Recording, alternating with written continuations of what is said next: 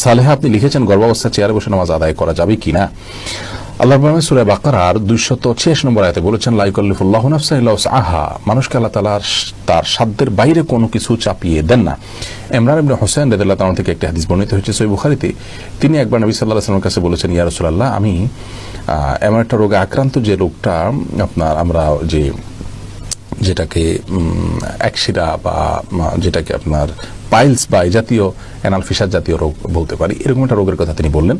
তখন নবী করিম সাল্লাল্লাহু আলাইহি ওয়াসাল্লাম তাকে বললেন, তিনি বললেন যে অবস্থা আমার সালাত পড়তে কষ্ট হয়। তখন তিনি বলেছেন, তুমি দাঁড়িয়ে সালাত আদায় করো যদি পারো, আর যদি না পারো তাহলে বসে পড়বে, আর না হলে তুমি কাত হয়ে বা শুয়ে পড়বে।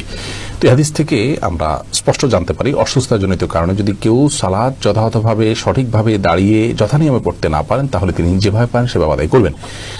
গর্ভাবস্থায় অনেক মেয়েরা খুব বেশি দুর্বল হয়ে পড়েন, শরীর ভার হয়ে পড়ে। এই অবস্থায় রুকু সিজদা উঠা বসা করাটা বিশেষ করে লাস্ট স্টেজে এসে অনেক সময় কঠিন হয়ে যায় এবং শরীরের যে ভারসাম্য আছে ধরে রাখতে পারেন না এবং পড়ে গিয়ে ক্ষতিগ্রস্ত হওয়া এবং গর্ভস্থ সন্তান ক্ষতিগ্রস্ত হওয়ার আশঙ্কা থাকে।